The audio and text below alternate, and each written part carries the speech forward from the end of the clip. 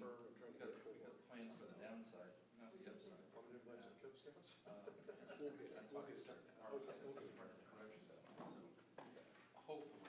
Yeah, someone will listen. we'll see. Well, See you still, later. you got some priorities, so we'll be praying for you. Okay. Hey, big audience today. We can hold a.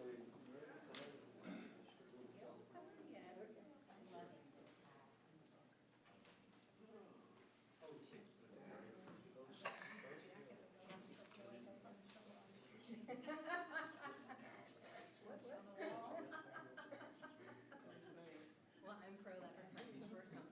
Oh, she's got like 7 hats that are leopard, they don't all match. Oh, yeah. Up to that, up to the dogs for sure. Yeah,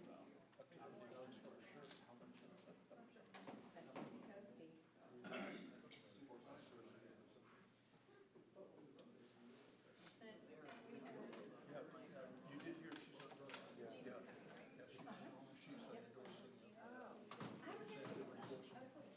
I don't know that lady.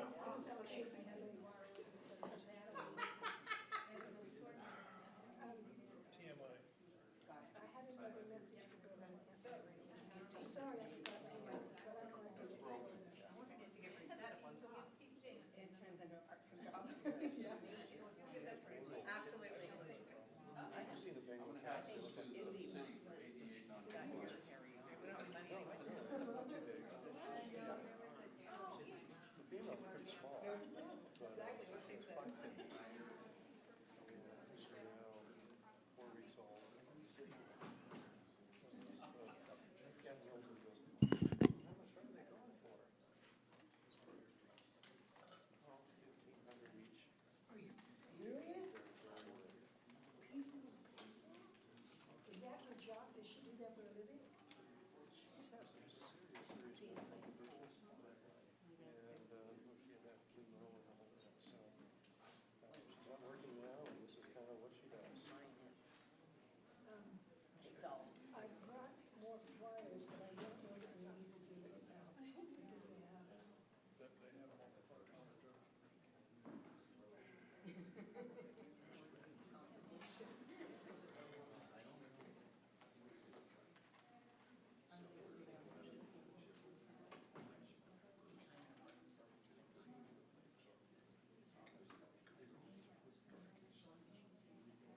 Hi, how are you? Good.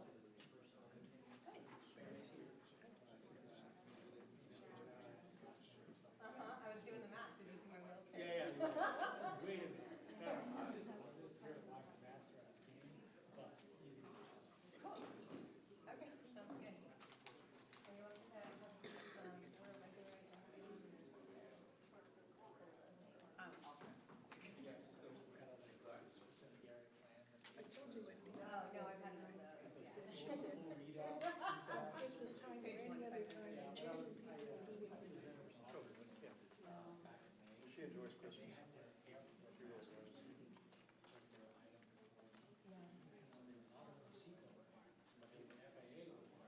think your secretary is good. I don't know her, but I think it sounds. Yeah, I mean, she's right there, and I'll do that for you. I'll do that for you. Well, that's what he said, you know, you should, be on there with it.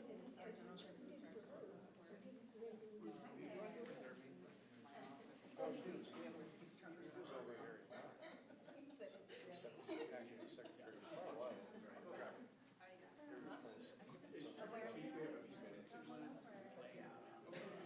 Oh, wait, do I have to leave this time? Steve bought a new van.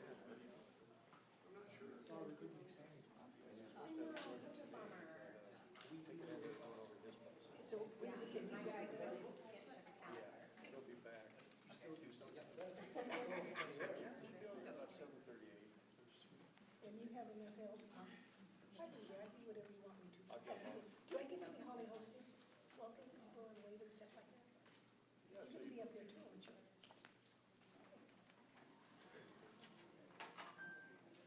will talk to, Mike, Sunrise, Parks and Rec. Okay, Well, welcome, everyone. We're going to go ahead and open this meeting. Welcome to the August 27th City Council meeting for the City of Citrus Heights. July. Oh, I'm sorry, July. All right, I want to be in August, sorry. Anyway, July 27th. So it's now 6:03, so I'll go ahead and open the meeting. And can I ask for a roll call, please? Wait a Councilmember, second, sorry. Flag salute. okay. Brett, would you lead some flag salute? I pledge allegiance to the flag of the United States of America, to the republic for which it stands, one nation, under God, indivisible, with liberty and justice for all. No, we're way out of sync. Okay. Now can I have the roll call, please? Sure. Councilmember Karpinski Costa. Present. Councilmember Lopez Taff. Here. Councilmember Middleton. Here. Vice Mayor Daniels. Here. And Mayor Schaefer. Here. Next item, please. This meeting of the Citrus Heights City Council is cablecast live on Metro Cable 14, the local government affairs channel, on the Comcast Consolidated Communications and AT&T Uverse cable systems. This meeting is closed captioned and live streamed at citrusheights.net. Tonight's meeting replays on Monday, July 31st at 9 a.m. on Channel 14, and the meeting can also be viewed on the city's YouTube channel. Great. Next item, please. Next item is approval of agenda. What's the pleasure of the council? Can I move that we move item 10 up to be heard after item 5? No objection. Any concerns with that? No. Okay. All those in favor? Aye. All those opposed? Was there a motion and a second? Oh, yes. May I have a motion, please? I move I'll second. that we move item 10 up to be heard before, oh, excuse me, after item 5. Yes. So I have a motion and a second. All those in favor? Aye. Aye. Any opposed? Seeing none, motion passes. Next item, please. The next item is public comment. If you wish to address the council during the meeting, please fill out a speaker identification sheet and give it to myself, the city clerk. Speakers are limited to 5 minutes each. When your name is called, please step forward to the podium and state your name for the record. Okay. With that, I have 2 speaker cards. Can I ask David Warren to come to the podium and say your piece?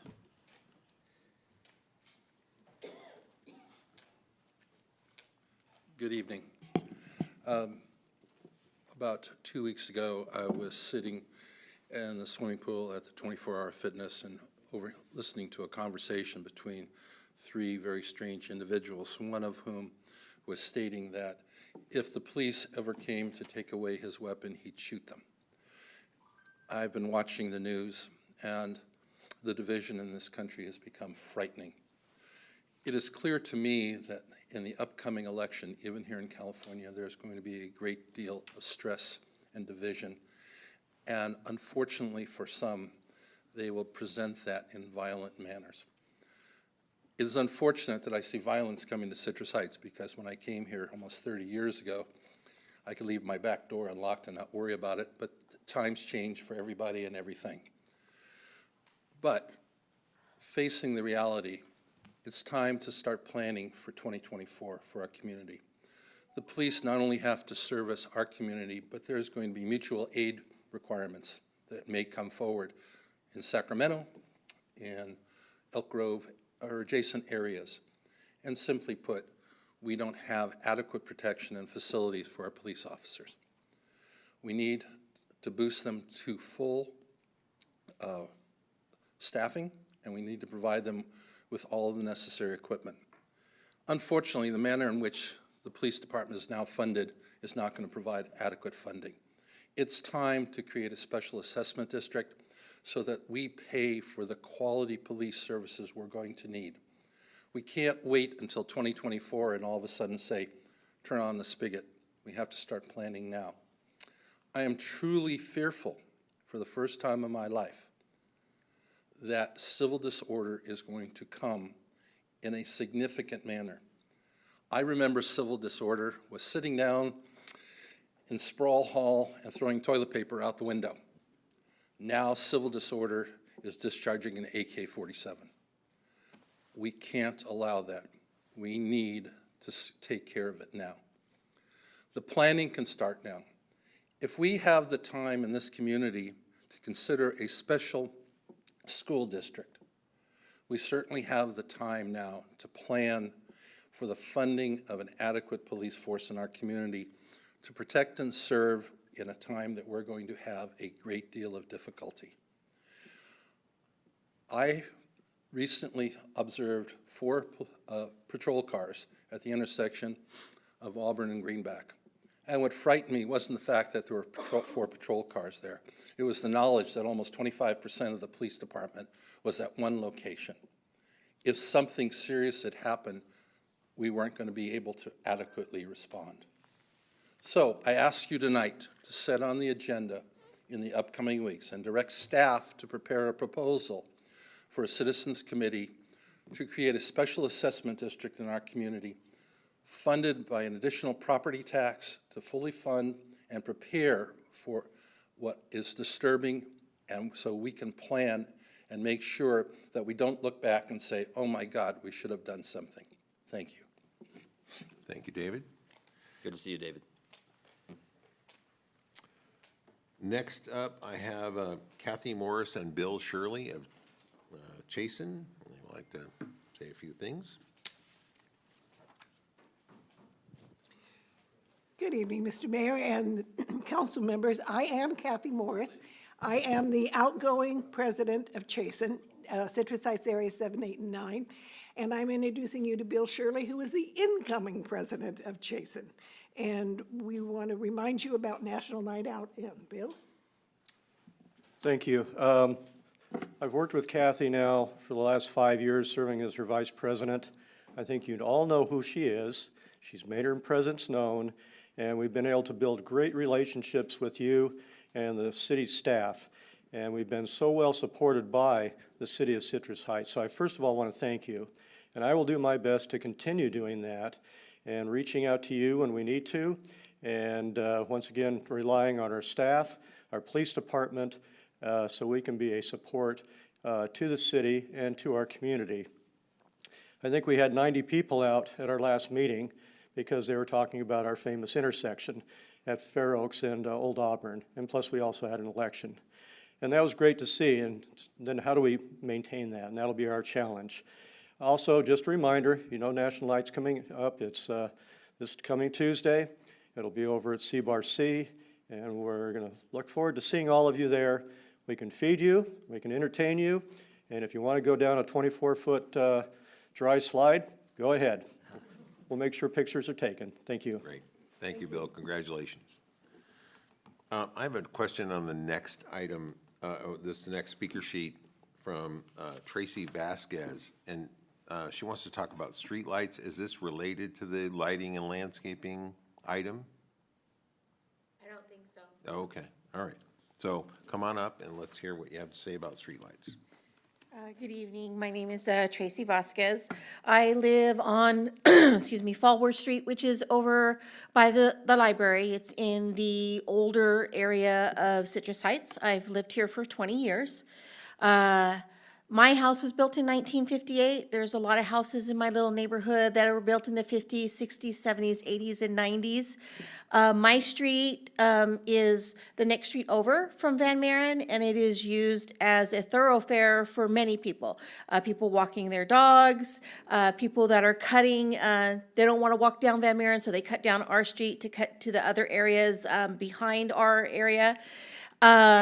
And people who are looking to do things that they shouldn't be doing. We've had our cars broken into. We've had stuff stolen off of our yard. We had a memorial cloth from my son who was killed over in Afghanistan that was taken off of our front porch. Just little things. It's not the dollar value of them, but it's somebody who has come onto our property and taken stuff.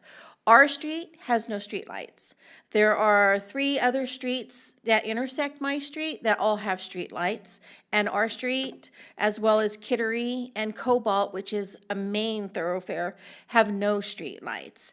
And I don't expect them to go up in the next month or two. I went on to ClickIt. I posted a request for street lights, and I was given via email a note that said the city does not fund those, and if I wanted them, I had to pay for them myself. I've worked for the government for 33 years. I just recently retired about a year and a half ago. I know how much streetlights would cost, $10,000 to $15,000. If I had $10,000 to $15,000, I certainly wouldn't spend it out of my own pocket on streetlights. I don't expect streetlights to stop people from coming and breaking into cars and stealing, but it is a deterrent. And I'm just asking that you look at the older area of Citrus Heights where I live. There are many, many streets that have no street lights, and that could be helpful if they did. There's a lot of senior citizens that live in our area as well. There's a lot of people that walk their pets at nighttime, and it's a safety and a security issue. So I'm just asking that you consider it, maybe start planning for it and funding it in future fiscal years, but I don't think that it should be on the homeowner to provide city streetlights.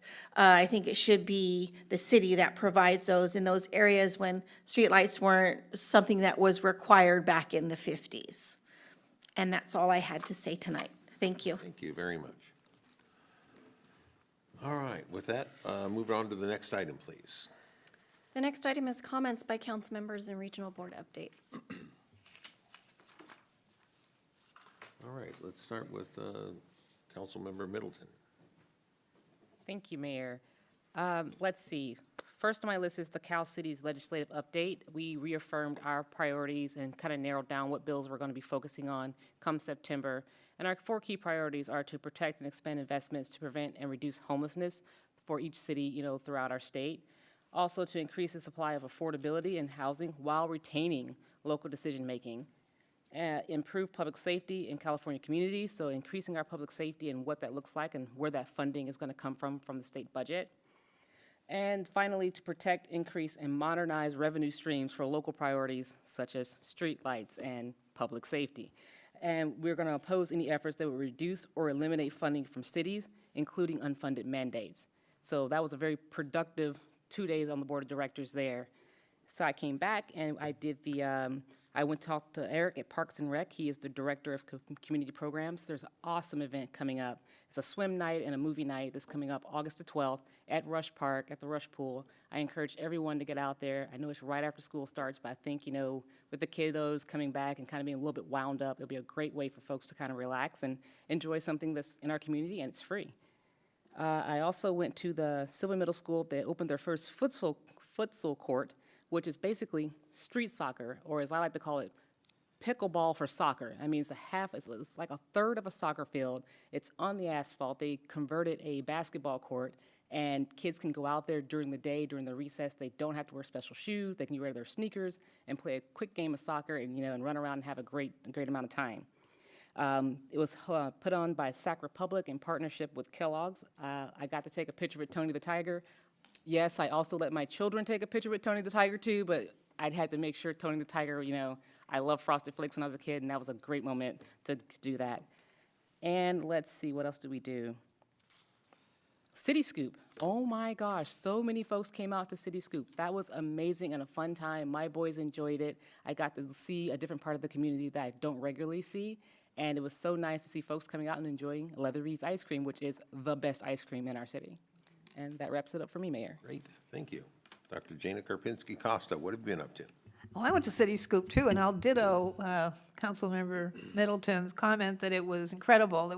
I've always liked Area 5. I know you're, I always liked Area 5 and get to see some people I hadn't seen for a while. The city staff did a terrific job putting that together, and to remind people that you can rent the community block trailer. It's got everything in it to have a block party. And so they had that there, and Megan did a wonderful job, and all the rest of the staff putting it together. It was great. The ice cream was, ice cream, but no chocolate. There was no chocolate ice cream. And so anyway, the City Scoop's good. I did have a mosquito meeting. I'm a fan of the mosquitoes, and to remind people to report day-biting mosquitoes. Those are the invasive mosquitoes. Normally, the mosquitoes that carry West Nile do not come out in the daytime, they are the dusk and dawn mosquitoes. So, but if you get one for the daytime, these are the bad mosquitoes. So we need to know. Fightthebite.net is our website. You can report anything there. You can call the district if you see a neglected swimming pool, if you have, what are those little bugs, those bees? My brain is dead. We help you with any problem you have by way of vectors. I spoke to Area 6 about mosquitoes last Tuesday, and it's always a privilege to see Area 6 and 2 and 6 meet together. And I give presentations. If you want one, just let me know. I'm ready to go. I got my little PowerPoint, I hand out some free mosquito swipes, and I'm hot to trot when it comes to talking about mosquitoes. I went to my SOAR meeting, which is Area 10, and I tell you, normally I don't report that, but we had Viva there. And this is the most incredible dog. I was just, my mouth was open the whole time. This is a postal dog. And what she does is she works for the city, and she's a little English spaniel, and she smells packages for drug money. And she has collected, I forget how many thousands of dollars in drug money, which gets confiscated. And she's an incredible dog. They did a demo where she sought the package. We hid the package, her trainer hid the package. It's Officer Emily Lombardo, and she's willing to give presentations to groups about her dog. So it's E. Lombardo at citrusheights.net. Wonderful trainer, wonderful dog, wonderful dog. I also went to see this new overlay that we're going to look into. It's a rubberized rubber it's on butternut, if you want to go look at it. And so it's a new way to do an overlay, a chip, what do you say, is chip seal? Is that what you call it? I guess chip. A sealant on the roads that is darker, stays blacker longer, made with rubber tires. Less expensive to apply, that we could do more roads if we use that product. So only one little section was done as a kind of a test section. And I think at the next meeting, after the road's been restriped, Regina's going to show us pictures of before and after so we can see how that looked. And so that's exciting to see if we have an alternative to the more expensive way to pave our streets. And that's, everybody else's the heat killed us all for a lot of meetings. So it I hope y'all stayed cool, and thank you so much. Great. Jane, what have you been up to? Councilmember Jane Taft. Thank you so much, Mayor. A lot going on as well. I did an interview at Woodside K-8. That is the newly identified innovation school. Very excited about that. My children went to Woodside, and so I'm very interested in seeing how they define the innovation part of the school. I attended the Chasen board elections, always an exciting time to see new leaders step up. I actually like contested board nominations because that just means more people are interested in leading. And so I appreciate that about my neighborhood association. And of course, we had a great presentation from our city staff on what's going on in Old Auburn. I also went to an interesting event at the Associated Builders and Construction of Northern California, and they have a new training facility. It's a trades organization. They have a training facility out in North Highlands, and as an elected official, they let me speak, so I talked up Citrus Heights and really wanting to bring business, and a business owner who just recently purchased space in the city came up to me and said how wonderful it was to work with our city staff for starting his business location here, and so we got more kudos, not in our city, about our city. Also attended, of course, City Scoop, which was just the highlight of my day because Leatherby's is in my district, and I got to thank them personally. I also attended our Cal Cities event where they also held elections. And again, finding individuals to step up when they're already doing other roles is just an incredible thing to witness because these are selfless individuals who are looking to lead and influence and do good things for on behalf of the cities here in California. And finally, today I had my library board meeting where they reported, last time we had a meeting, I reported that I had my new King's library card. And they reported that they had actually created or invited over 1,400 new subscribers to the library because of this effort and partnership with the Kings. So membership is growing, more people going to the library, more people discovering the joy of reading and interacting in all the different services that the library has. That's it for me. Great. Vice Mayor? Thank you, sir. I also went to City Scoop. Imagine that. If there's free ice cream, we'll be there. It was a great event. It really was a lot of fun, and it was nice, neighbors coming out, seeing each other, and a fun time. The next one is August 16th, 6:30 p.m. at Sylvan Community Center. Some people don't know where that is. That's across from the Veterans Center. And if you don't know where that is, call us and we'll tell you. So it's a lot of fun. Come on out and have some ice cream and meet your neighbors in that area. Today I did attend the Air Board meeting, not too much, just some continued good news about the use of hydrogen as an alternative fuel source in the future. And I think that's, the nice thing about that is I think there's just more and more realization that we're not going to be able to electrify everything. It's just not going to work. And so hydrogen is the future, in my opinion. Also, if you really don't have anything to do, on October 5th and 6th, there is a biomass use seminar in Winters. You can find out what they're doing with biomass and how that's helping our air. Also, a couple of days ago, had my board meeting at the Regional Transit. Lots of things there. Oh my gosh, lots of things. Just as some numbers so that you know how big Regional Transit is. Over the last fiscal year, they hired 259 people. Just remarkable. If you do take the bus and light rail and you happen to go through Watt and I-80, you probably don't enjoy yourself there too much, but you should know that there is a project that's, I guess, final stage approval, a $19 million project to really upgrade that site and to make it a whole lot more user-friendly. They did talk about, and we've talked a little bit about this before, the Smart Ride update, that the grant has basically come to an end. They will, RT will continue to fund Smart Ride for now. It will be changed. There'll be some areas that you cannot go to. It used to be you probably could go a little further and whatnot, and the times will be 7 a.m. to 7 p.m.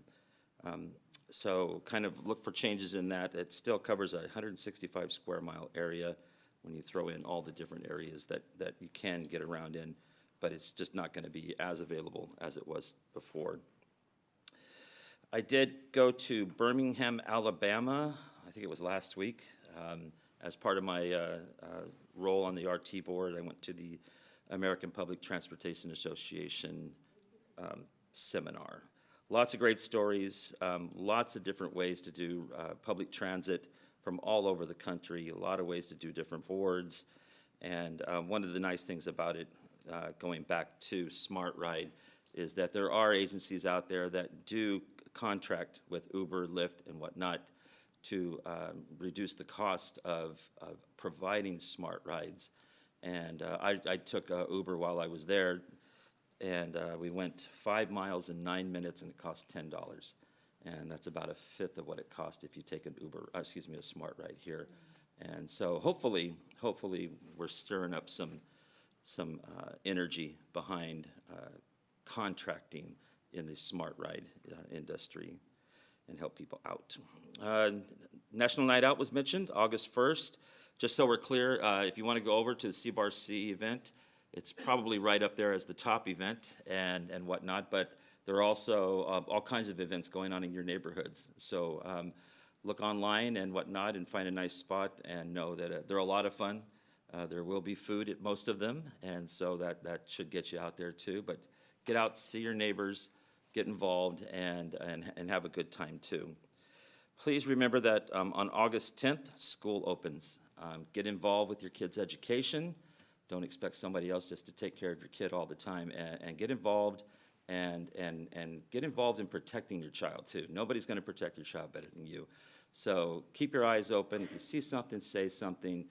Don't be concerned with being labeled as somebody who simply is just a worrywart or whatever. If you see something around your kid's school, report it. That's it.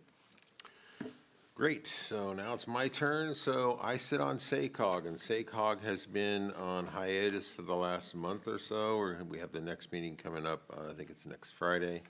It's just a luncheon, so I look forward to reporting more on that. I also attended City Scoop. It happened to be kind of right in the front of my neighborhood. I could walk from my house right up to the park and enjoy the ice cream. The mango ice cream was pretty amazing from Leatherby's. So definitely, I highly recommend that. The Citrus Heights Education Committee kicked off on the 17th, so it's good to see that that's moving forward. And one thing about that is that when it comes to streetlights, I know there's a huge amount of concern out there. And let's just put it this way, I can't really speak to anything yet, but we'll be thinking hard about what we can do to remedy that situation. So anyhow, with that, I will move on to the next item. The next item is consent calendar items 4 and 5. Move approval. Second. Okay, moved by Vice Mayor Daniels, second by Jana Karpinski-Costa. All those in favor? Aye. Aye. All those opposed? Seeing none, motion passes. Next item, please. So now we will be moving to item 10, which is a department report. The subject is Crosswoods Community Park Rabbit Update, given by the Police Department. We also had some speaker cards. Did you get those? Yes, we have speakers when, Perfect. They're When here it's- with me as okay. well. So if you had a speaker card, please join. I'm Tiffany Campbell. I'm your police. Sorry, we'll share. Christy, if Anna or Katie want to. so I have speaker cards for Jackie Vaugh and Katie Franco. Can you identify yourselves? Okay, great, thank you. I'm going to ask that our guest speakers come and speak first to the council, if that would Okay. be all right. All right, Great. thank you. Please go ahead, Christy. Oh, I can go. Hello, thank you for having me. My name is Katie Franco. I'm a lifelong animal advocate and volunteer with Only Sunshine Sanctuary. I've worked and volunteered for several animal welfare organizations such as San Diego Humane, Red Rover, Santa Barbara County Animal Shelter, Bradshaw, and Front Street in Sacramento. So rabbits are often seen as livestock, but they're actually the third most popular pet after cats and dogs.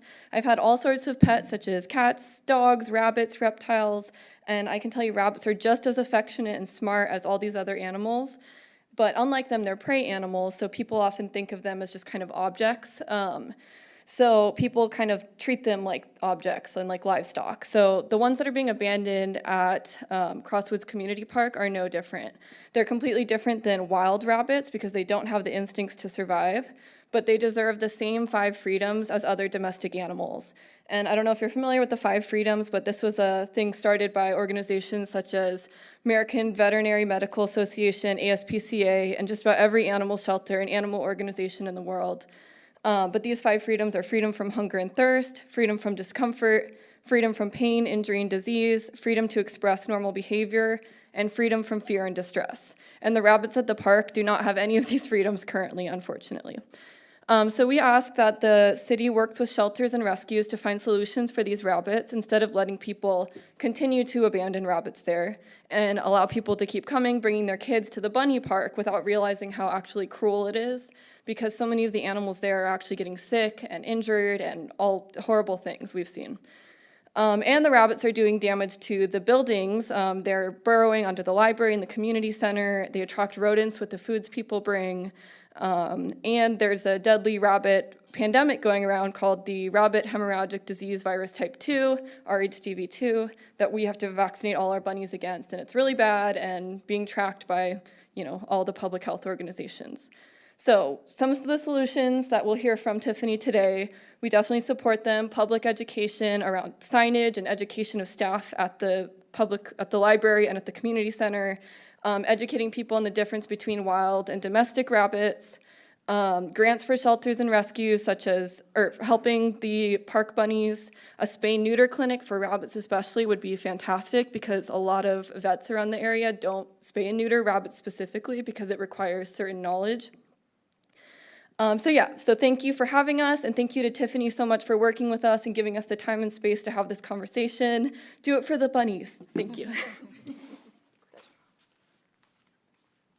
Hi, my name is Jackie. I'm representing Sacramento Rabbit Advocates, also with Only Sunshine Sanctuary as well. I think about a few months ago, we came to the Citrus Heights council meeting and talked about the rabbit situation, and during the last few months, we've been meeting with Tiffany from the Animal Services Department and Police Department. So we're really happy to have these community conversations with our local government agencies. So I just want to say thank you so much, Tiffany, and also to Placer County to working on some solutions. We're really excited to hear them, and we're here to help you all and just make it a community effort. Thank you. Is that all the speaker cards? Yes, that's all the Okay, speakers. well, great. Come on and join me. Thank you. Good evening, Council, Mayor Schaefer, and Vice Mayor Daniels. I am Tiffany Campbell. I am your Police Services Manager from the Citrus Heights Police Department. I have a unique position in that I oversee our records unit and our front counter of customer service. I also oversee our code enforcement and rental housing unit, and I also manage our animal services unit, which has brought me forward tonight. I'm very proud to speak with all of you to let you know the progress that we've made. And tonight before me and joining me are folks who have spoke previously with their displeasure about actions with regard to the rabbits at the park. And specifically who I have with me is our managing partner from Placer County Animal Services, and she's here to answer any questions as well. So before you tonight, if you will, I will give you the history. I'll lightly touch on our citizen concerns, and I'm proud to share with you all of the solutions that we've come together by spearheading a major stakeholder meeting. And I'm very proud because you'll see that we have all services provided, in which was just commented on our first speaker card. Next slide, please. Thank you. So as we know, of course, the history, rabbits have been in the park for decades. We all agree and understand that.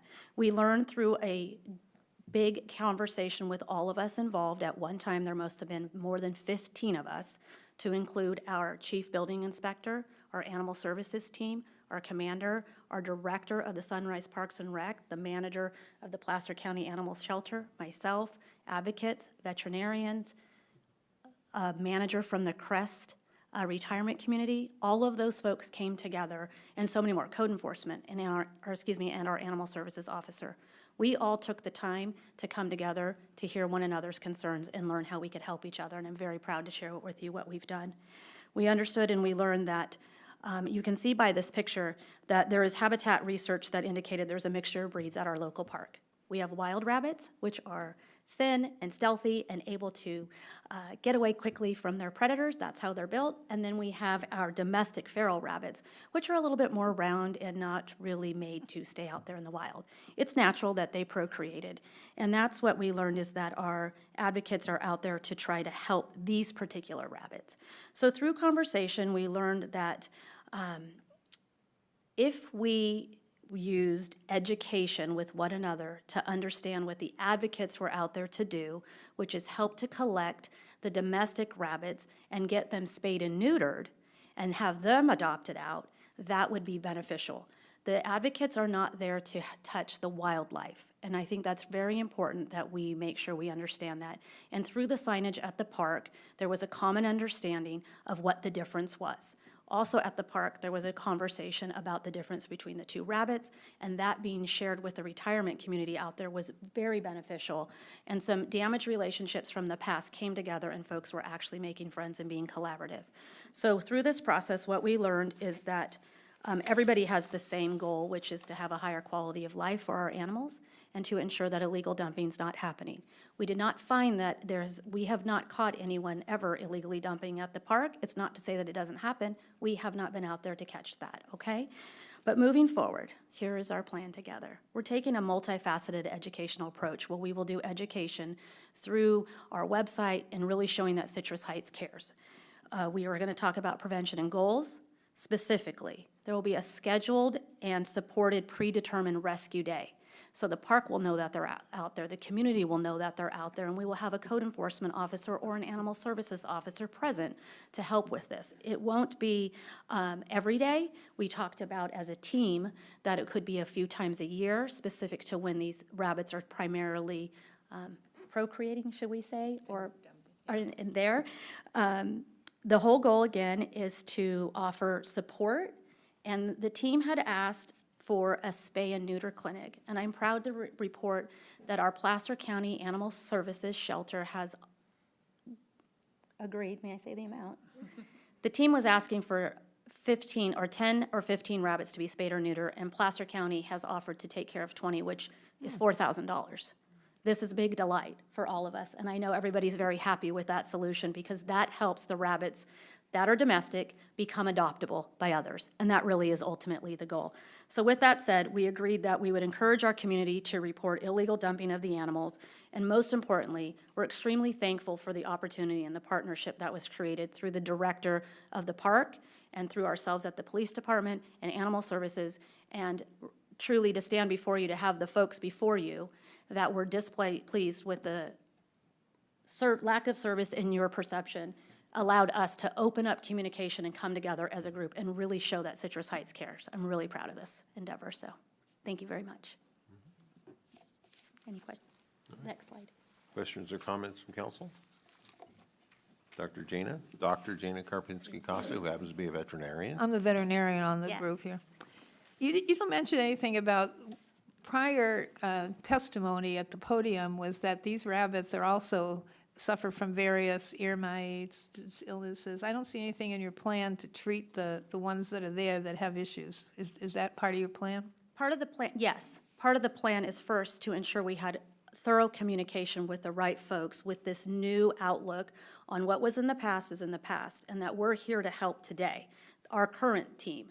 So pulling in our Placer County Animal Services and letting them understand what the needs are for an injured or a rabbit that has something in its ear, or whatever the case may be. We needed to start that dialogue to understand where do they go and how do they get there, and this partnership right here between the founder of the Only Sunshine Rabbit Group and our manager of the Placer County Animal Services is allowing that conversation to happen and make determinations on, do we need to take it to a vet? Can we get a donation made? And just really understand what the needs are. And that's Maybe what we we've should do accomplished. like a little fundraiser, adopt a bunny or We'd something. love that. And We did talk about at the retirement community how perhaps they could help foster these bunnies and those kinds of things. But we were going to bring a bunny, yes. you know, the Halloween, the band puts on a Halloween, and you should have a booth at there and kind of recruit people to participate in the community effort. Yeah. And we're working on a lot of education. We want to make sure that the community not only knows that they don't belong here, but also how to safely adopt. And what it looks like in your home to have a rabbit and keep it safe. So yeah, we would love to do outreach at any of your guys'. What's the population of the rabbits at Crosswoods? It was, so in 2 years, we've rescued over 100 rabbits, primarily from Crosswoods Community Park. Right now, the current population is down to 6. How many? 6. 6? 6. 1, 2, 3, 4, 5, 6. That is it. Where'd the other 94 go? They've been rescued by us. Spayed, neutered, medical care, and we've had over 70 adopted out in the last 2 years. Oh, that's cool. That should be easy to keep up. I mean, now that you have a low number. Yes. Of course, they're induced ovulators, so you get. There you go. Did I answer your question? Yes. Okay, great. Thank you. Okay. Any other? Vice Mayor Daniel? Yeah, just ovulators? They're induced ovulators. They, So, it's okay. There might be children watching. and so. cats, and cats. So it kind of helped with that question being answered that there's only 6. But what I was going to ask was, this offer to spay and neuter 20, does that mean also that whoever might adopt that rabbit does not incur that cost? That is correct. We do not accrue any cost to adopters. We take in all that cost. We still have, so there's 6 rabbits at the park. We still have 16 in our care that need to be spayed and neutered. So that's where that 20 would really come in handy, because those 16 that we have came from the park that still need to be spayed and neutered. And so is it an obstacle if the animal is not spayed and neutered to adopt it out? Yes, because they multiply like rabbits. Well, they can't multiply by themselves. True, but they can't multiply by themselves. No, And so- but rabbits do great in pairs. Not yet. Sometimes you take a rabbit home, it wants a buddy, just like your cat or dog. You bring home a rabbit, then you're opening that up to problems. So just like cats and dogs at the shelter, we only adopt out spayed and neutered and vaccinated animals. And actually, rabbits are litter box trained, so when you get them neutered and spayed, they're even more. Yeah. They automatically just use a litter box. They're not- hormones like cats and dogs. And it helps you want to keep them as a pet because they're not spraying your house. Thanks. Any other questions? Okay. So I'm going to play devil's advocate just a little bit because I know there's people out there that are going to be concerned about this. So if we're concerned about predators and disease and many of these other things, why hasn't nature taken care of it? Because they multiply too fast for nature. They can't, there's not enough predators out there. I see coyotes running around town. I see lots of. We get hit by cars, we find bodies chewed up by coyotes, Okay. we find that, they are in a protected area. So if we drop them off in the wild, they're not gonna make it very long. They are in your park and slightly But protected. they've been there for 40 years, though. And then- And that's the thing, that And the babies are born hairless, blind, they're Yeah. totally, so the baby's survival rate is small. Extremely small. We actually had 2 litters that were born in the park, none of them survived. yeah, but there were 100 rabbits there. If they're, But they continue to be dumped also.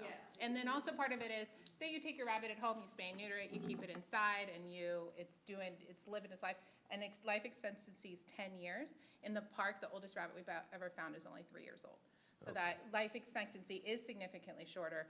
And their survival rate as babies are significantly shorter, but we just have so many coming to the park, it's keeping that constant supply of them. So that's why we're trying to stop that and stop it being known as a place to dump animals.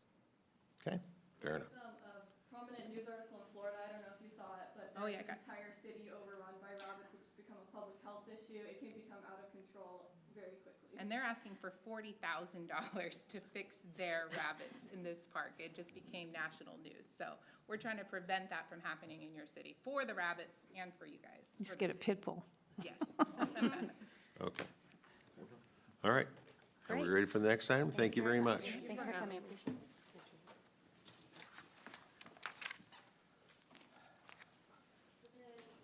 The next item is going back to public hearing, item number 6. The subject is Landscape Maintenance Assessment District 9701, Levy of Assessments. The recommendation is to adopt a resolution to confirm the diagram and assessment and to levy fiscal year 23-24 assessments for Landscape Maintenance Assessment District 9701.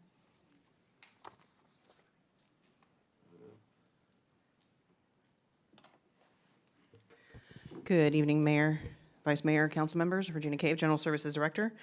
This first of 3 public hearing items that we have this evening, all are under me. But this first one is pertaining to Landscape Assessment District 9701. This is the second and final step so that we may proceed with assessing the respective zones for fiscal year 23-24. We have 4 zones within 9701.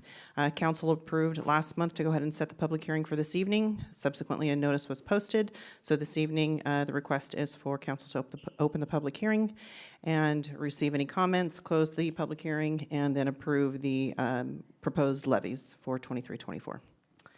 And I'm available for any questions. Any questions from council? We could do it after the public hearing, Okay, all right.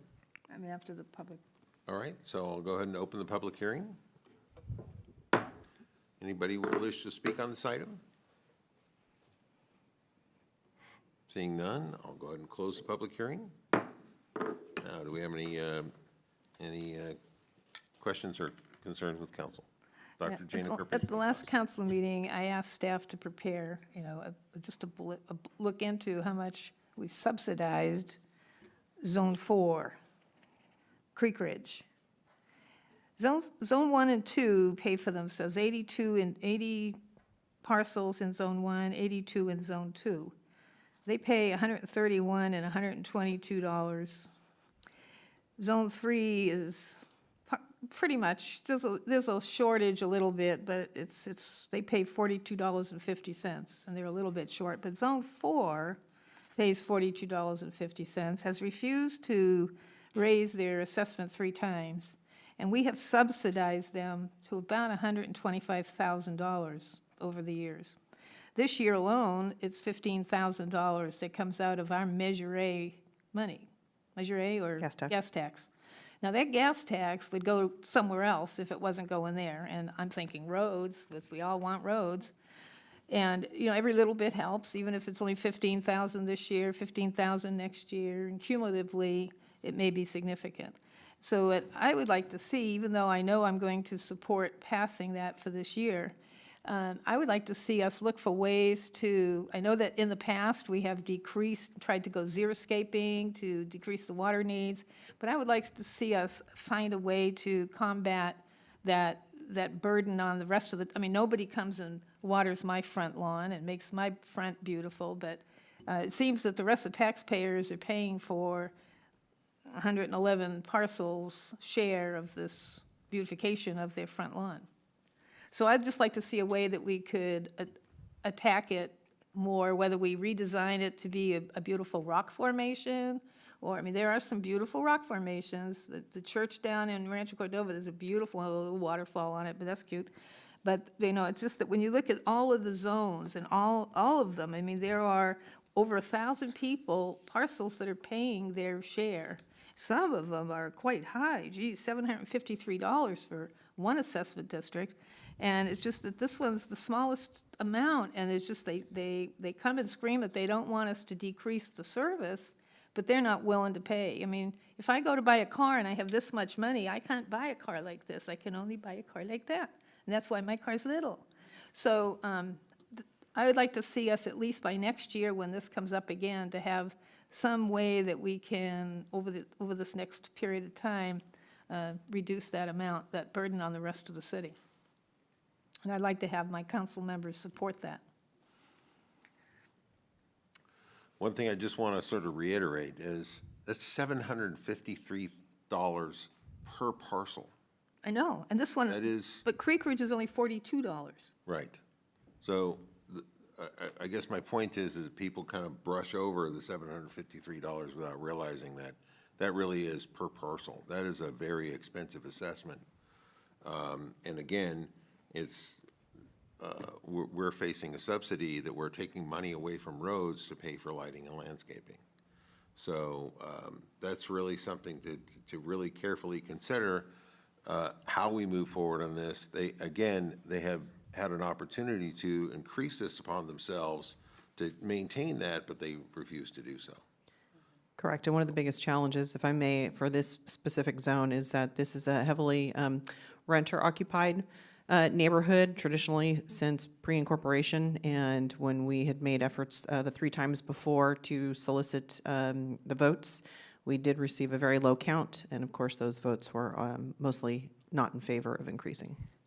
Do they need to go on a ballot, or do you just send a written ballot? So it's part of the 218 requirements, and so they would need to, the property owners who are affected, those are the ones that vote, and they are the ones that need to propose to increase. But does it have to go on a ballot, like the regular? We mail them. It's a ballot that we mail, and then we have to receive, I believe it's a majority of the ballots received back must be in favor of increasing. So if we send out 100 and we only get 10 back. You don't send them to the renters, though, do you send them? It's the property owners only.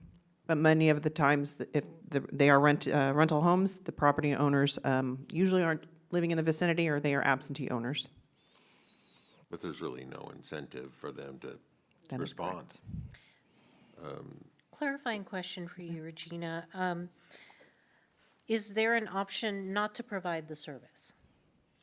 That would be at the direction of the council, but I would caution that in effort of our beautification campaign, our CARES campaign of trying to increase and improve the aesthetics of the community, anything that we would do to decrease the services to those areas that face the public right-of-way could have adverse impacts on our efforts of improving the beautification of the city. Understood. Thank you. Okay. Okay, Vice Mayor Daniels. So the desire is to use gas tax funds to close the gap. The desire is to use whatever funds that we have available to be able to close the gap. Historically, we've been using gas tax as we transitioned from general fund probably about 6 years ago. To do this area specifically? We've done for Gas tax? for this area for 2 zones, for zones 3 and zones 4. Well, I mean, I think that's pretty ridiculous when we're taking money that people go and put gas in their car, and they're paying a tax at that time to put gas in their car, that because this area doesn't want to increase the money to take care of that area where they are, that we're going to take the money that I put in my car for gas and spend it for plants over in front of these houses. It's just, I find that just ludicrous, that we would do such a thing. I don't even understand why we would do such a thing, other than, you know, the money, if it doesn't come from here, maybe comes from another source within the city, and I understand that. I just don't see how it's fair to anybody to have to take money that they paid at the gas pump when they pay that money for the purpose of pretty much roads. So gas tax, if I may, can be used for other ancillary items within the transportation system. And we do historically, and still today, utilize gas tax funds to pay for a lot of our landscaping. We have a landscape contractor that covers a lot of the city.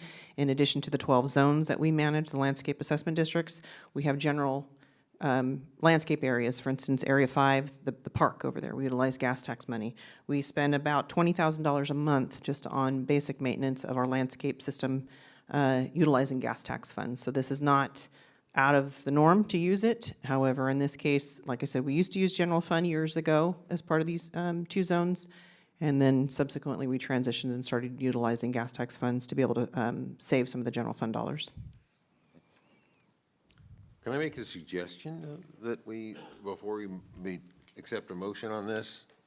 I realize that the city attorney might want to perk up and pay attention here, because what I'm going to suggest is that we send all these property owners a bill, a separate bill, and see how many of them pay. See how many of them pay the bill, and see if. Instead of voting for an increase? Instead of voting for it, let's send them a bill, say, hey, this is what this is what your obligation is, even though it may not be a legal obligation, meaning it might not be enforceable or collectible. But it's a statement that says, this is how much the city is having to pay for your property. So, I don't know, what's the council's thoughts on that idea? I'd rather see them vote for it. Well, they're not gonna do it. All the other groups that have been asked to increase, you know, when we started out, some of the Zone 1, and I wrote it down, and they all said yes. You know, even one said yes to the increase and doubled their fee, but then no to the COLA, one group. And so, but still, the COLA, they're still covered. That's the one that, Group 3, that's Zone 3, didn't want the COLA. But geez, you know, most of them vote when there's a need to increase it, because the costs of maintenance have changed since 1999, since we became a city. I mean, 25 years ago, you could get, you know, I was telling Ash, I went to Raley's, and one artichoke was $5. One artichoke. So the cost of stuff has gone up. Well, I don't know, if we just continue, we adopt this, and we don't try anything new, we're never gonna get anywhere. Well, I think we should try to get them to pay, but not send a bill, just to see if they'll, what's your idea, How Regina? do we ask for that unless we send them a bill? So what we can do, if council may go ahead and still approve to levy these, because it's either a yes or a no. If we don't levy, we miss out on those funds, and we're still obligated to continue servicing that area. So we go ahead and levy for this next year, and we can send communications out to, if Ryan concurs, to that entire zone, or both zones, Zones 3 and Zones 4, and advise them, look, in recent years, as costs continue to increase to service your respective zones, these costs per parcel will need to increase. We are requesting that you take into consideration increasing your assessment and proceed with the voting process. And tell them, if not, what the alternative is. Say The goodbye to alternative- your green space. The alternative may be to remove some of your landscape. Now, in that case, then the council would also have to make the decision on investing additional dollars to remove some of that landscape and make it a minimal landscape zone. Something similar to what we did to Oak Avenue years ago, but those costs continue to increase, even just maintaining the basic landscape that's out there. So this is city-owned property? Correct. Okay. Yeah, so I concur that we can certainly make the request. I think we'll just have to include language that says this is not a mandate. We don't want them to think that this is a mandatory fee. We'll phrase it in a way that we're encouraging it, but we can't use the term mandate. Okay. Well, you got a year to figure out the language. So if by next year, maybe we'll be a surprise, and they'll say, okay, we'll raise it. Can I have a motion? I'll motion that we go forward with the, whatever the motion is.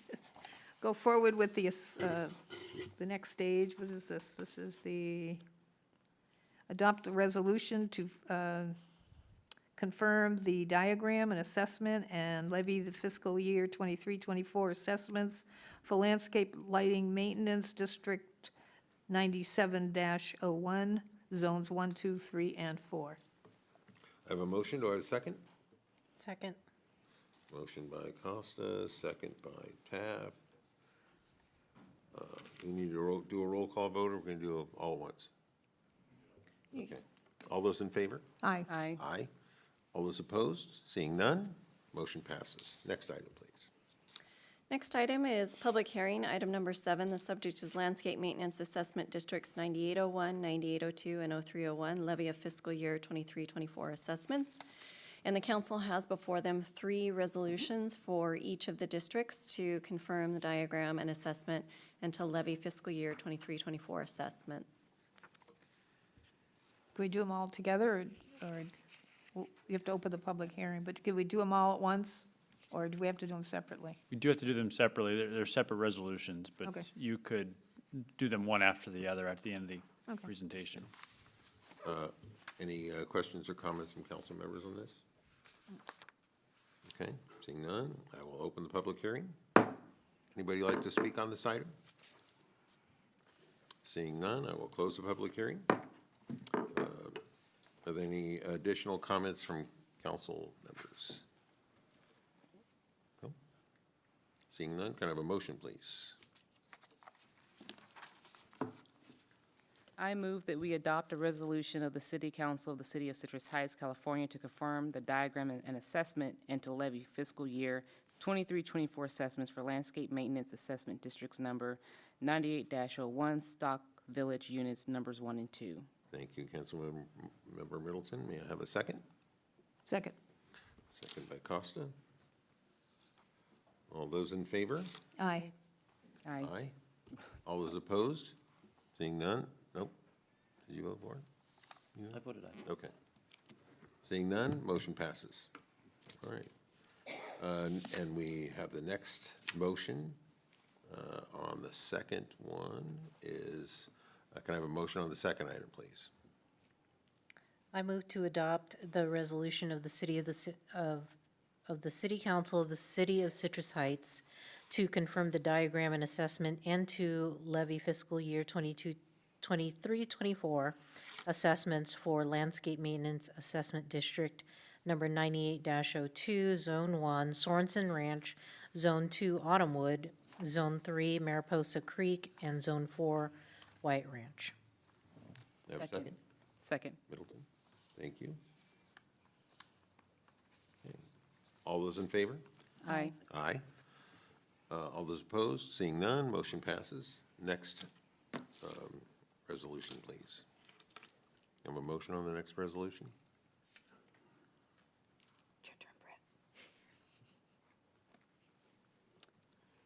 I move that we adopt a resolution for the City Council of the City of Citrus Heights to confirm the diagram and assessment and to levy fiscal year 23-24 assessments for landscape maintenance assessment districts number 3-01, Stock Ranch Zones 1, Stock Ranch North Zone 2, Stock Ranch South, and Zone 3, Mitchell Farms.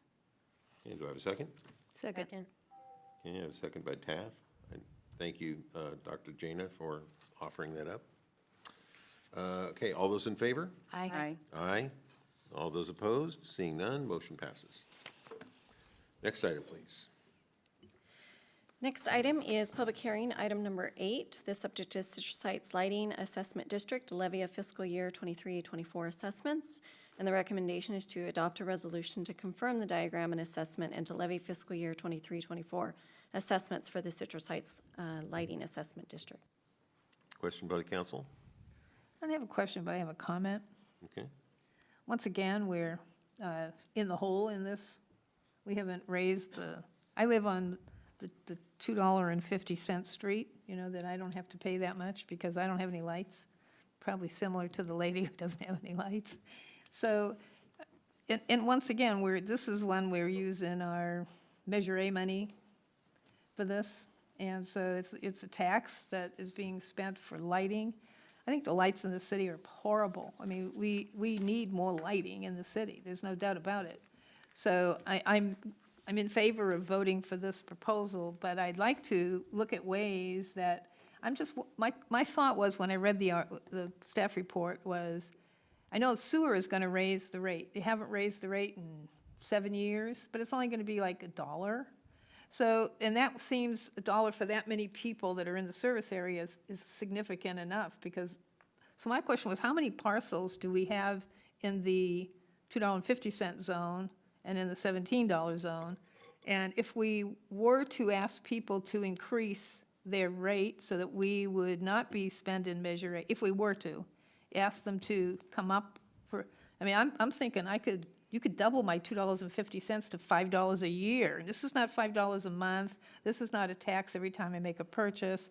This is just a little one-time $2.50 raise. If it means that it would make our city whole on the debt that we currently have, and if it would create a pot of money that we could install some lights into the neighborhoods that need lights. Because I think overall, we need to light up the neighborhood by way of crime, by way of just quality of life. So I don't know, just how much would we have to ask people to pitch in to come up with some number, and don't be greedy. Don't be greedy, don't try to get the whole city carpeted with lights. Just some amount that we could predict, that we could mete out over the years and do something with it, and not be draining our Measure A money to pay for lights. So as you, SMUD goes up. My SMUD bill is almost 4 times what it was when I moved to Citrus Heights. which is a challenge, is costs of doing business with our maintenance of our contractors, and the electricity continues to go up. Currently, as you can see, we have a deficit of about $100,000 a year. That means we bring in $100,000 less with our assessments than what it costs just to do the basic maintenance. This does not allow us to not only cover our costs, but also to build up reserves to install new streetlights. New streetlights, and this is assuming there is a service can nearby, so that provides electricity within 200 feet. It's almost $17,000 for one light. That's pulling your conduit and erecting a light. On top of that, you have your annual maintenance costs. So in order to cover your annual maintenance costs and to build up a reserve, you're talking $358 per parcel that would have to pay. Are you kidding? For And the affected. And this would put in how many lights? Now, this takes into consideration most of our lights, and I don't know the numbers, pardon me, our city engineer would be able to provide that for you, but I don't know what the number is between how many safety lights we have, which are the $2.56 lights. Those are the ones that are only at the signalized intersections. And then the rest of the lights in the community are street lights. So those are the ones on your properties. And not all of those are covered by an assessment. They're in the assessment district, but not everybody pays for those. So for instance, if a street light is within 80 feet of your property and it covers 50% or more, you pay that assessment, that $15 and change. The lights that are, for instance, on Greenback Lane that are behind properties and are not on a property to assess, nobody pays for that, so the assessment district has to absorb that. And that's where you have that $100,000 delta. It's because nobody else is helping to pay for that. So you have a lot of lights that don't get directly paid for. People aren't being assessed for those. And you have the cost of doing business continues to go up for maintenance services and for electricity. You have older infrastructure. We haven't been able to replace a lot of our streetlights. The only times we replace them or repair them are when they're damaged by accidents. And our ratio of when we can actually recover for those accidents is actually pretty low. So in the event where one is damaged by a hit and run or uninsured, that's a loss that we're having to absorb.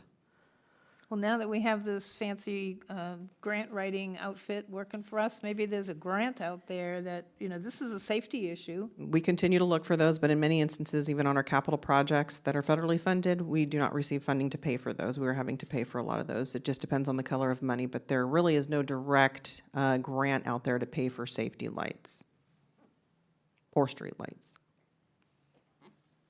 Okay. Yes? I think Jana touched on some really good points there. The number one job of government is public safety. And there's no argument against the fact that lighting helps make areas safer. And I just find it remarkable that there's this system within our city, 25 years into being a city, that has this kind of, maybe chaotic's not the right word, but just this fragmented, different approach to various parts of the city regarding lighting. I don't understand why we haven't moved forward with lighting everywhere. There's a cost to it, yeah, but that's why people pay taxes. You pay taxes so that government will spend them, and hopefully they'll spend them on the right way, and the number one thing, again, is public safety. So I don't know why we haven't moved forward with that. I wish we would. I don't understand why Jana would pay anything different than I would pay any different, that Tim would pay anything different on a street light. We're all being protected by the street light. I have no lights, that's why. She has no lights. We have No, I'm saying, we should have lights. I'm saying there should be lights installed, and everybody in the city, every property should be assessed the same amount for the light. I don't understand how that could be different, why even that would be different. I know there's some convoluted rules in making assessments and stuff like that, and there will be people that, no, I'm not paying $1 more for a light, and hopefully they would be defeated at the ballot box. But I don't know why we're not moving forward with our number one priority, and that's public safety, and that includes lighting. This is not a new thing. This is an annual, conversation in the city council. It's been going on forever of why don't we have street lighting everywhere? It just baffles me. And so I wish we could find some energy to move in that direction and not have to have this conversation, literally, it seems like every year. There's a balance to that argument, though, because there's lots of people out there that are not in favor of having more and more and more streetlights. We have a guy that comes here and complains about light pollution and. Oh, it used to be bigger. I know, I'm aware. I have a lamp post at my house, okay? It's not that expensive to put a lamp post in. My house is also built in 1958. I think that. Is it on your property, or is it a It's small on my post? property. Oh, okay. Yes. So, certainly my concern is if we move forward with this, and again, we're now going after, in order to implement this sort of thing, in order to fund this, we would need to do some kind of tax measure for this purpose, and I just don't know how many people would really vote to fund this, because clearly, when you start looking at every single street in the city of Citrus Heights, and all of them, and I would say the majority of them do not have streetlights. So we're talking millions and millions of potentially dollars here. So, to convince people that, hey, I think you're gonna hear a lot of people say, hey, I already pay enough taxes, I'm not paying a nickel more for streetlights. It really does, there needs to be some kind of balanced approach to this that says, all right, well, again, I think it would be really cool if everybody put lampposts in. You imagine your street looking down your street, all the lampposts look the same, they look beautiful. It really would look really unique in our city, and we'd really set our city apart from that. But that's a whole nother discussion. But nonetheless, any other comments from council members? Okay, so may I have a motion, please? Or I need to open the public hearing? Correct. Okay, I'm gonna open a public hearing on this item, item 8. Anybody will choose to come up and speak on this item? All right, seeing none, I'm gonna close the public hearing. Any other comments from council members? If there's none, may I have a motion, please? I move we adopt resolution of the City Council of the City of Citrus Heights, California, to confirm the diagram and assessment and to levy fiscal year 23-24 assessments for the Citrus Heights Lighting Assessment District. Motion Second. by Costa. Second by Middleton. All those in favor? Aye. Aye. Aye. All those opposed? Seeing none, motion passes. Next item, please. Next item is regular calendar, item number 9. The subject is approval of fiscal year 23-24 Greater Sacramento Economic Council Annual Agreement. The recommendation is to adopt a resolution approving Greater Sacramento Economic Council Annual Agreement. Good evening, Mayor Schaefer and members of City Council. I'm Megan Huber, Economic Development and Community Engagement Director.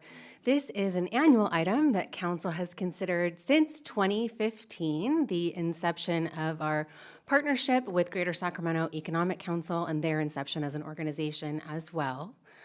We renew the membership using our Economic Development Support Fund, an economic development grant program designed specifically to support economic development activities. And we also have a best practice when we present this annually to invite Greater Sacramento Economic Council here so they can share progress in regional economic development strategy and the value it provides to the city of Citrus Heights. So with that, I'd like to bring up a guest and introduce President and CEO Barry Broom of Greater Sacramento Economic Council, who has some slides to share.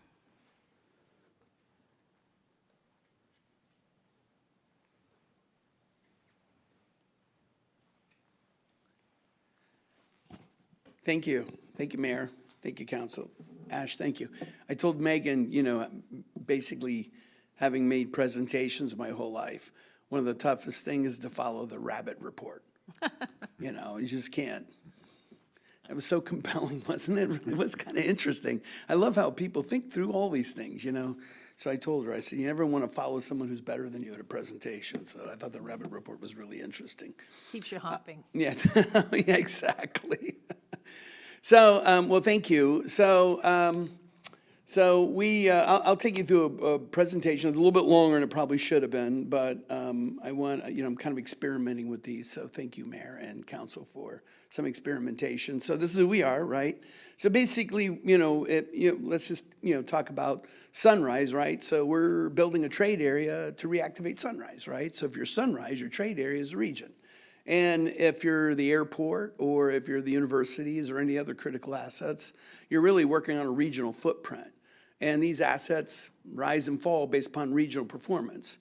And then local communities all build their own local economic objectives underneath that larger regional model so you can capture and strengthen your own platform and position, right? So if you hear about something, it's a regional asset, and the goal of the regional asset is set the tone for Citrus Heights and other communities to build a local economic model in concert with that.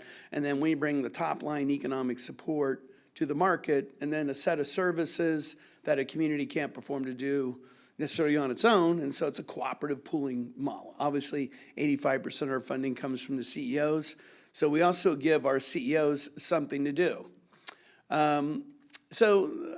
You know, it's interesting.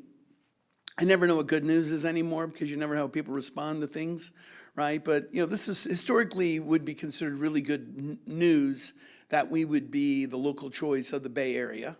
You know, that changes our age of our workforce. It changes our competitive position. It increases income. But we know some of our residents are questioning whether or not their housing impacts are being created by this, but we're actually not really, you know, we got 40,000 people during COVID, but we're basically down to what we've been getting statistically for 10 or 12 years. So we don't really have a unique infusion of Bay Area residents beyond the 40,000 that came during COVID. That was about twice of what we normally had. So it's really important from a market position standpoint. I mean, basically one of the reasons we're being so successful is, you know, we've become a well-run market inside the fourth largest economy in the world. The other markets aren't so well-run. San Francisco and Los Angeles has really lost their allure. We've been a beneficiary of that, and like all things, we'll have some negative impacts from that too, because those two big markets pay for most of the bills in the state capital. You know, a lot of us, you know, people think about us as, well, they recruit major employers because you hear Bosch. So Solidime's hired 1,000 engineers at Rancho. Bosch is $2.5 billion. So those are the kind of things that get into the newspaper. But really, it's about investment in jobs. You know, how does this region build a more sustainable and investment job platform? How's that investment job platform going to scale into the future? How is it independent of government? Because our government dependency has been very dangerous. If you look at downtown Sacramento, 73,000 government jobs gone at the snap of the finger. They're now remote jobs. Well, what happens when those remote jobs turn? A kid in Woodland Hills or Fresno may be working in those remote jobs and go, gee, I don't have to move to the state capital. So sustainability in relationship with that government is really our number one objective. Our number 2 objective is how do we become a player in the future economy? You know, one of the things that happens is second-tiered markets, which is like a Portland, a Sacramento, a Salt Lake. We tend to follow the larger markets, and that means it's a cost competition when we participate. And our friends in the state capital make it very hard for us to win a cost competition. So these are some of the major investments that we've been involved in. Sometimes they were 10, 20, 30 companies when we started. They're now doing IPOs. So, you know, really our new venture creation model, which, you know, we've launched an initiative called the Growth Factory, headed by Mark Haney. We're very talented at business formation. I mean, we're actually a very exceptional market. So that's an important part of our work, even though that's not a Bosch or a Solidigm or a Centene. Our footprint of global companies have changed dramatically.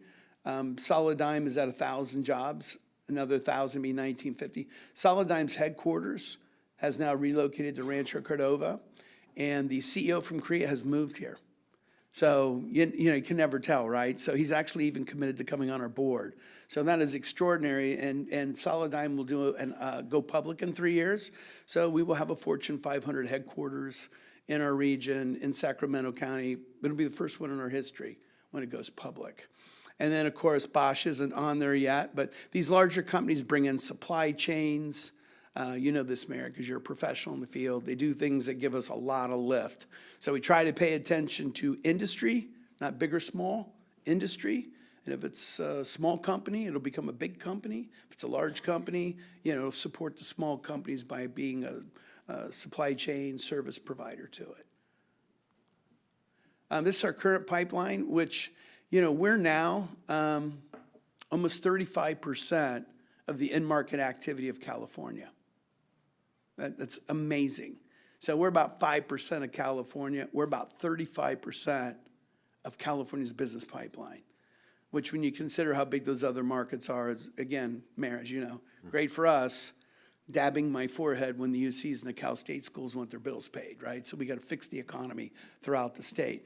And of course, you know, the nice thing about these jobs is these are higher paying jobs. So we've been averaging about 100 last year, 140,000 this year, about 100,000. Rents are 72,500. For early stage purchase home buyer, about $129,000. So we work with employers, not only they fit culturally, they're part of the future, but will our residents be able to rent when they work there, right? That's one of the problems with a government-based economy. Then you get a service economy, and we don't produce enough income for people to live here any longer, and it creates a lot of sustainability problems. So we're thinking in terms of how's our sustainability within relationship to our traditional government dependency. I'm sure you remember in 2008 how hard that hit because of us. And then, you know, where's it going into the future? How do we bring incomes that create living wages to our residents? And then, you know, pay attention to equity and inclusion, which is a real data point that we're kind of proud of. And so we don't know how to put slides together. I've noticed that, you know, it's like we're going to go to a slide course, but no one can understand what this is, so I'll just explain it to you because it looks like spaghetti. But basically, when we launched the organization in 2015, you know, what's the rationale for working on the economy in California? We, you know, our statewide policymakers are very comfortable with the economic threats and whistling by the graveyard. We took enough of a blow in 15. I mean, we were the last region in the United States to recover from the housing crisis. So that's what led to this organization being fun. The CEOs were angry about the lack of performance, and it was a partnership between 6 CEOs and Kevin Johnson, and I was helping out and ended up being afforded the opportunity to be here, and certainly appreciate the support. But the beauty of this, that top line number is inclusion. So we're about the 22nd, 27th U.S. market. We're top 5 in the United States in inclusion now. If you look in 2017, we were 80. 2018, we were 84. So that's a huge needle mover, but a lot of that has to do with the fact you're hearing diversity, equity, inclusion. Diversity, equity, inclusion. It's in workforce, it's in the manufacturing count, it's in all these things. So if you work at something and talk about it, you actually can move the needle. And some of the things that are also moving that needle is, you know, if you go back 10 years, when did you see UC Davis in economic development? When did you see Sacramento State in economic development? Now, both those institutions are heavily engaged in economic development, and when your universities move in the right direction and your community, you know, aligns around objectives, you can move the needle. We're 22 in growth, which is, You know, we're about 27, 28, so we're punching above growth. I mean, we were 71 before in the US, and now we're 28th in prosperity, and that's about our indicator. But you know, we'd like to bring all the indicators into a top 20. We'd like to punch a little bit above our weight. Then that way, if we continue to have more governmental correction in the future, right, we'll absorb those folks. You know, if you got a flat, slow-moving economy, you get a big government corruption, you can't absorb them, right? Because you don't have an economic model on the other side for them to participate in. This also will change. This is also changing the data on what our higher education kids are doing. So now UC Davis, that data point 2017, we were getting 10% of UC Davis graduates. So here you have one of the 10 most impressive universities, maybe in America, one of the most compelling, and you're not keeping any of the kids because they were taking off for Bay Area, Silicon Valley, LA, and leaving the country or leaving the state. Now, about 40% of those kids stay here. It was only 10%. So we do a lot of economic modeling, so we know, like, if we hit the models right, the outcomes are good for the community. If you're keeping your college students, you're deploying them in future economies, you're producing living wages, you're moving away from government, you're paying attention to equity inclusion, you're gonna build a much more stable economy, and then the larger model grows, so you create demand for Sunrise Mall, like the airport gets stronger, and then all these other critical assets are lifted by the regional performance. So skilled workers, right, are really the catalyst for changing poverty. You know, a lot of people don't know that, but a skilled worker creates a catalyst for other highly skilled workers. So we focus on these hard skilled employers and work on building up skills, you know, it automatically starts to elevate throughout the region.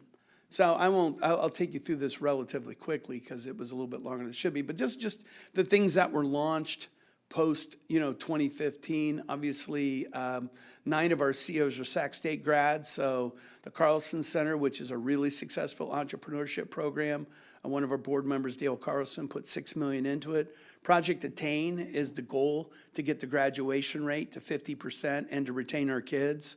So Project Attain is modeled after how does this region hit educational standards on par with Portland, Seattle, Denver, and these other competitive markets. Because what these employers do is, they just take snapshots of you. Just think if you were buying a house, right? You want a 4-bedroom house, you want a pool in the backyard, and you have some other characteristics. If someone says, hey, I got a really cool 3-bedroom house I want to show you, you turn to the broker and say, no, I have 3 kids. So I need, so employers are like that too. They establish a hurdle or an expectation, and then your community has to meet all those expectations through analytics for them to come in and invest in you. And if you don't meet them, they don't come. It's just like, I didn't say I wanted a 3-bedroom, I want a 4-bedroom. So how do you get the educational attainment level over 40%? Project Attain's objective is 60,000 more graduates through Sac State. And some of that is going into the alumni network and bringing them back through. If we can hit Project Attain's goals, we go over 40%. And that puts us in the conversation with all the other up-and-coming economies in the U.S.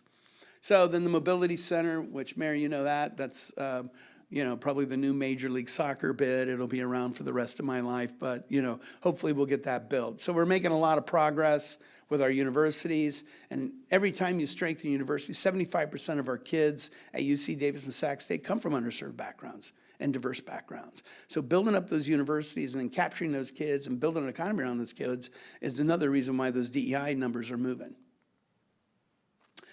We talked about new enterprise formation. Look at all the accelerators you have in your community. When I came here in 2015, you didn't have one. And now we've had a 700% increase in venture capital in this region. So in 2015, we had $15 million under management. In 2025, we will have $1 billion under management.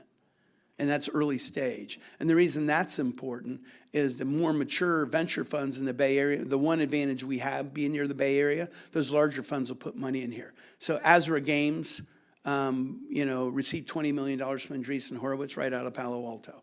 So when have you heard of a Sacramento startup getting $20 million from the most well-respected venture fund in Silicon Valley? So, those are the kind of qualifiers that really have us excited. We're super pumped about the growth factory. I think it's going to be one of the best accelerators in the country, and it's on its way. Equity, we spent a lot. So I'm on the Urban League board. So what we do a lot of times, I serve on the Urban League board, so, we may do the hard design on things. So this is the digital upskilling program. It actually was recognized internationally. And some of this is a kind of prototyping work. So we went into the poorest neighborhoods in the Sacramento urban core, and we opened up an open bid for a Google IT certification. We had 5,000 applicants, 500 qualified. We only had the money for 40. We had a 93% completion rate and 100% placement rate at $57,000, and that was 2 or 3 years ago. So if you give people a great opportunity, give them a chance to change their life, they'll take you up on it. But what happens in a lot of these workforce programs, we don't do that. So this is kind of the top line indicator. So this was a presentation I made at our retreat with our CEOs. 2005, this is such an interesting turnaround. In 1994, Greater Sacramento's economy was more dynamic than Austin, Seattle, Portland, Denver, and Phoenix. And in 2015, it was dramatically behind them. And now if you look through 2015 to 2023, you're seeing, a big shift in the advancement of our tradable sectors. And if you know anything about how data works, we're coming from the bottom. We were contracting in our industry for a decade. And that's why when you got clobbered with the housing, you couldn't come out of it because there wasn't any bounce in the economic step.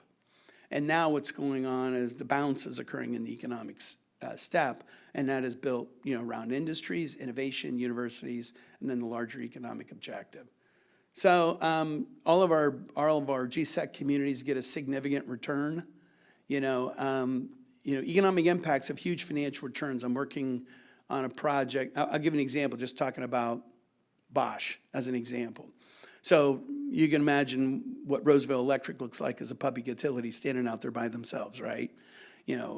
Getting fed California's regulatory oversight. I mean, they were thinly capitalized. A lot of people in Roseville were worried about sustaining it. Bosch is going to sustain Roseville Electric for 30 years. So now public power is going to be guaranteed in Roseville for 30 years because of Bosch. And so we pay a lot of attention. How do people get returns? And of course, Citrus Heights residents work all over the region.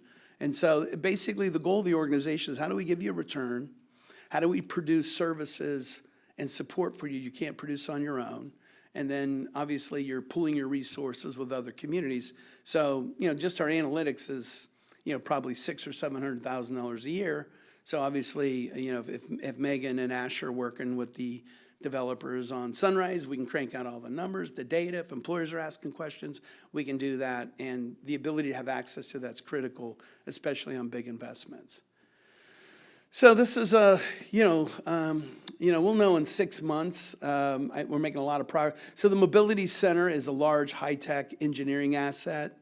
Doris Matsui's on our board now. Luke Wood, the new president's already on our executive committee. The presidency of Solidime's coming on our board. So how do we make sure, we always end up getting beat out of these big public dollar rolls, right? How do we make sure we get some of these CHIPS Act? I mean, Bosch is going to get that. Solidime's going to get that. How does Intel get that? How are we going to be, we're going to transform the entire mobility industry by regulating out diesel and regulating out gas. Are we going to get into those jobs, or are we just going to watch them go to Texas, right? So how do we build the capacity to participate in that? And really, if we add an additional 28,000 jobs, in the next 10 years from our current growth trajectory, we really start bringing our government dependency down. But what we need to do over the next 15 to 20 years is to create 128,000 industry jobs independent of the government for us to have a normal relationship with the government. So we'll be more like an Indianapolis or a Columbus or a Austin, right? We won't be a government town. We'll be proud to be the state capital of California. This is one of my sayings too. Let's not leave California, let's lead it. And, I guess it was a little shorter than I thought. It looked longer on the pitch, but that's it. So how do we get these CEOs to care about us? Because as soon as they put their hands in their pockets, we're done for. All of us on the ground will be fighting for our community. That's what we do with our lives. But these CEOs, we need them to care. So being able to get like the CEO of Ampax just come on our board, and getting those people on our board to hear what's going on and listen to us and care is really important. How do you get the communities to operate as a single unit so we all share in our economic strength and power? And then, obviously, how do we deliver, a great product and set of service to our communities that they can't produce on their own? And that's been our goal. And we were named the number 3 organization by the International Economic Development Council. So that's a really high standing. So I always tell Gary May, who told me he's the 4th rated public university in the United States, I'm like, nice try. We're number 3. So, and then, of course, the other goal, too, is to produce other young leaders that can move up into the community. So we work a lot with young Sacramento leaders. And then as part of our economic development practice, if you're Ash, or if you're Megan, or if you're another community, you get to plug in once a month for 2 hours and get all the data and evidence of what's going on in the marketplace. So it's been obviously we always wish we could do more. You always feel like you're falling short. But it's been a pretty successful organization, and that's because of your support and other people stepping up. So I want to thank you very much for your support for the organization, and I look forward to working with you in the future. Great. Thank you, Barry. Questions from council members? Nope. So I'm going to draw some emphasis to what you've just been talking about. So I'm very excited about Bosch. Bosch, for those who don't know, is a major silicon chip manufacturer. And they made a $1.5 billion investment in Roseville. Solidigm is, they bought a part of Intel's product line and moved their engineers to Rancho Cordova. So Bosch purchased TSI Semiconductor, who's been in Roseville for 40 years. Their technology is quite old and dated, and they need a shot in the arm. And that's where Bosch's headquarters is going to be. What this means to Citrus Heights is jobs. This means that the people that I work with, many of them come from our community. They come from Citrus Heights. So in 2018, we wanted to start an apprenticeship program. And so we did advertising everywhere we could possibly think about, and we were getting nothing, no traction whatsoever. I wrote an article in the Citrus Heights Sentinel, and we got 13 responses within a day. And all 13 of those people engaged in the apprenticeship program, and all 13 of those people are still in the industry. So what this means to us, this means that it's places where people are going to work. People can develop some affluence in our community. And that's really, really important. And I thank very much the GSEC folks for bringing these opportunities for us, for our people. We don't have the space to house some of these buildings, but we can certainly provide them with some workforce. And so I'm very excited about that. So, and Solidigm is another one. They moved from San Jose. They were down on North First Street in San Jose, and they chose to locate into the vacant Verizon facility down in Rancho Cordova. So this is nothing but, there's another company in Rancho Cordova, I was telling Ash about this morning, $64 million investment in their facility. They have several facilities down in the Bay Area. They're expanding up here because they're seeing what they like to see up here. So very exciting stuff, and ultimately this comes to, if we can, a rising tide raises all ships. So when we can provide a skilled workforce, that means that skilled workforce becomes more affluent and makes our community thrive without raising taxes. Thank you, Mayor. So, Well said. With that. Did we videotape that? Yes. That was really well done, Mayor. Thank you. All right. Is there any public comment on this? No? I have not received any. Okay, great. I would move that we adopt a resolution of the City Council approving the Greater Sacramento Economic Council Annual Agreement. Okay, the Vice Mayor's tired of hearing me talk, so. All right. Second. Okay, I have a motion by Daniels, a second by Middleton. All those in favor? Aye. Aye. All those opposed? Seeing none, motion passes. Thank you, Mayor. Gary. Thank you, Council. Thank you for the support. Really appreciate it. You're welcome.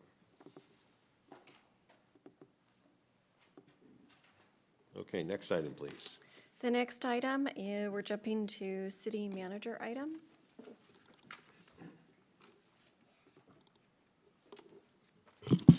Good Good evening, Mayor Schaefer, Vice Mayor Daniels, members of City Council. Anyone here about City Scoop? I understand it was a fantastic event. We have some pictures here representing it. It was great to see the community turn out and the numbers they did. I understand 200 or more people attended our first City Scoop event.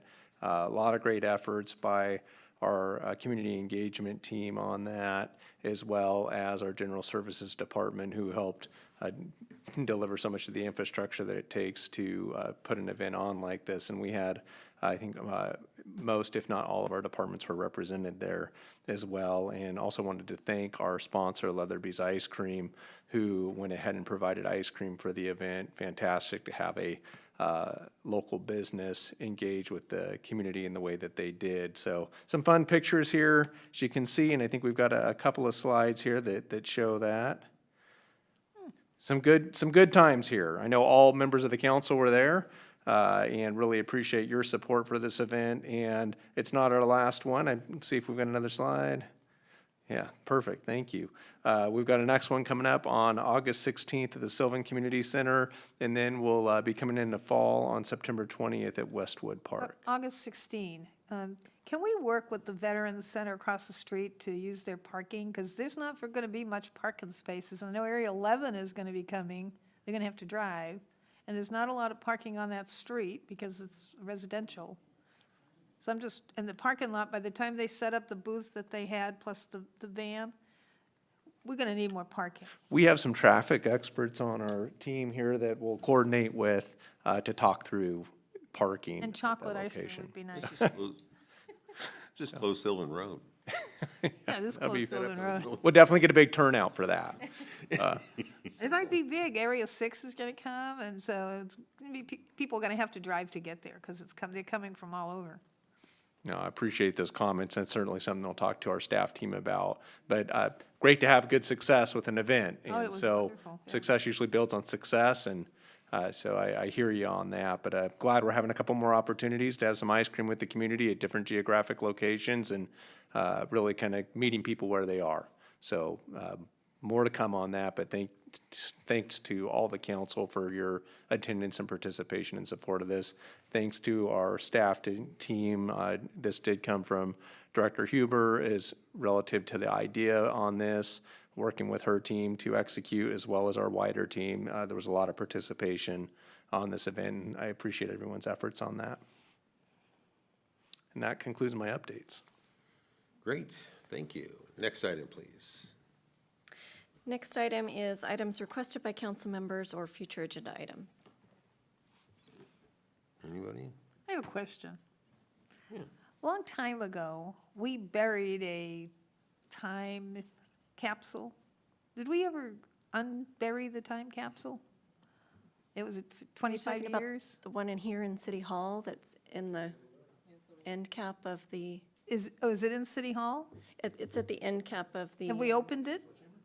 Or is it still buried? Well, we did it when we, Did we had open a- it? trying to remember what year, but it was right after this building was finished. Are the contents displayed anywhere? I don't know. I'm not sure. We'd have to get back to you on Is that. there like a display case with the contents that we put in 25 years ago? I know we have display cases. I will have to look into the archives on the contents of that to Maybe better the history understand it. department has it, the history commission, I don't know. So it's like, I just always wondered, I don't remember everything we put in it, but I know it was some cool stuff. I just wondered if we opened it, kind of, surprise, 25 years ago. Okay. I was much younger then. So I have a suggestion, if, are you done? If somebody else would choose to, I like David Warren's suggestion that we look at how well our police department is funded. I would like to see, I'd like a staff report on if we did something, what would that look like? Where could we look at from the chief's perspective? How could we more effectively be prepared for an emergency? Do we need that? Is that something, so I certainly like to, just a report saying, hey, whether we think we need some help or we don't need? What does the police department need is what I'd like to entertain. Any of the council members? I'll second that. Okay, thank you. All right, anything else? All right, seeing none, next item, please. And there are no further items. No other items, so I'm gonna call this meeting adjourned on July 27th at 7:41. Thank you.